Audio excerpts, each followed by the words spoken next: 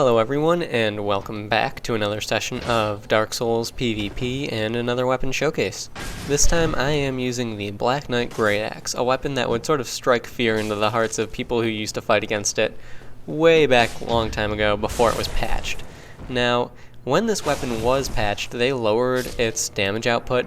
It still has a high AR, but its damage output is significantly lower than it used to be.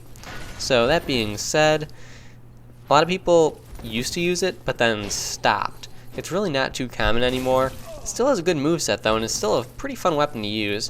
It also, I believe, has a slightly faster swing speed than the other Greataxe class weapons, and it's definitely got more reach than the others. So that's a good thing. And, you know, it kind of makes sense why they patched it. It was doing way more than it should have been, in my opinion. So, anyway, getting started.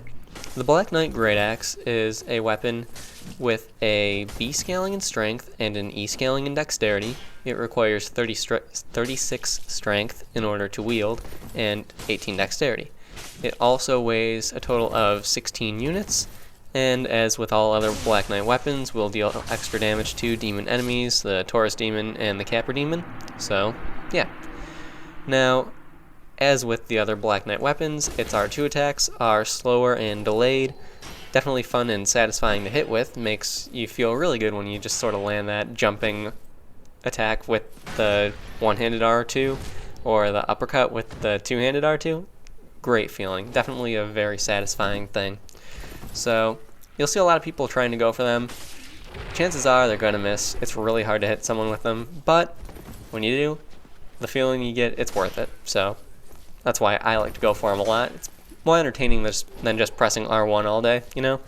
So, anyway, getting started. The biggest pro of this weapon.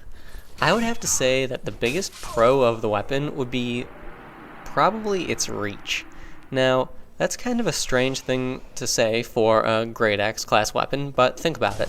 It's a Greataxe. This thing has some pretty big reach to it. I mean, it's really good. It's got the longest reach of all the Greataxe class weapons.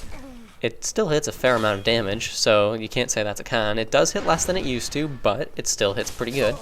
It's got a slightly faster swing speed, so that's also pretty good. The moveset leaves a little bit to be desired, but it is what it is. It'd be nice if its R2s were easier to hit with, but then it wouldn't be so satisfying or fun to attempt. So there's that. I have a decent bit of luck with hitting people in their instability frames with this weapon. I don't know why it is or what's causing it to happen. I just have a bit of luck with it.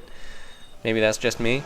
Another good thing about it, its rolling attacks.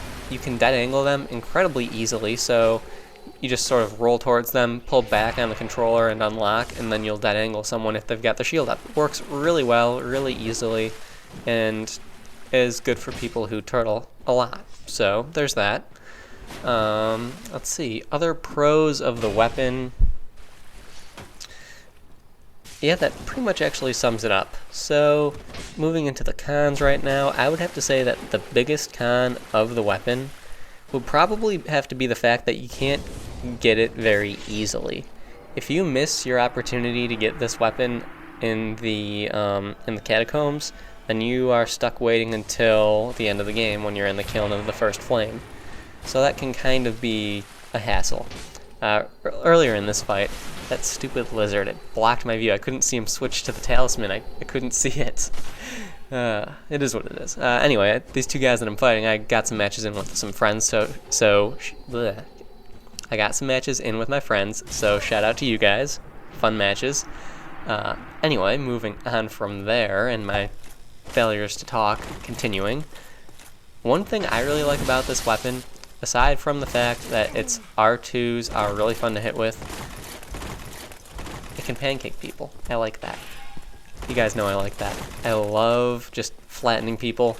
I love doing uppercuts too, but flattening people, it's fantastic. I was talking about the cons of the weapon though. So the biggest con I mentioned. Other cons of the weapon, I would have to say, would be the R2s and how difficult they are to hit with. And from there, I would have to say the next con would probably be the weight.